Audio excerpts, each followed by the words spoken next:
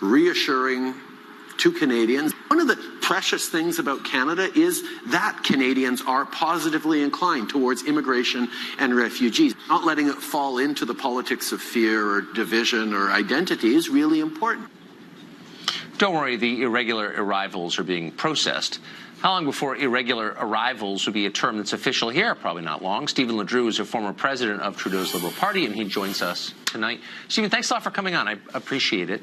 Good to see you, Tucker. So it turns out that Canadian tolerance for immigration is not infinite, it looks like. Well, it's not infinite, but I mean, there's a problem with this process. And the Prime Minister is talking the woo-woo stuff about the politics of division and the politics of identity. I mean, that stuff's passé. Canadians generally do support immigration. We've got an empty country up here. Well, we shouldn't have immigrants coming to this country just going through some back alley from the United States into Quebec and then getting picked off by the RCMP and taken to somewhere else for processing. I mean, that's not a way to arrive in any country. Ellis Island was not like that for the United States. So, I mean, Trudeau is wrong when he's saying, well, it's business as usual. We're just processing them.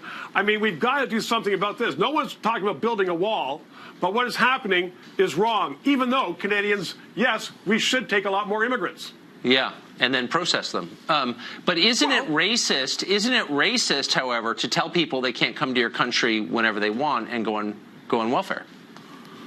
Well, no, I don't think it's racist at all. I think most of those people that are coming to Canada, many of them are already in the United States. They're coming to Canada because they like Canada more than the United States. The United States is no longer such a welcome, beaconing place in the world for the smartest and the brightest, and they're coming to Canada. So that's great for Canada. But as far as coming across some back alley and there's some lady in Vermont who knits some mitts and sends them across a path, I mean, that's degrading. And it should be stopped. No degrading wall, but it should be stopped. Degrading to whom? Degrading to Canadians or degrading to immigrants? Well, to both. To an immigrant to be walking in a snowdrift across to Canada and then getting arrested and picked off, that's degrading. We should have borders. We are a country. But Tucker, I think that, as I said, if people from the United States want to come and live in Canada for whatever reason, we aren't talking about gang members. We're not talking about what you were just talking about with your first two guests. We're talking about people who just want a better place to live. But they why like not Canada or they want... Go ahead. I mean, so are you saying that Canada ought to be able to determine who comes in and who doesn't? Should you be able to just let impressive people in and then non-impressive people, gang members, rapists, do you think you're allowed to keep them out? There's a whole lot of room, Tucker, between impressive people who are, brain surgeons and gang members. There are people who just want to come and have a better life for themselves and for their children. And so you have to look at, there's a certain number of, if you will, skilled immigrants that you want to attract.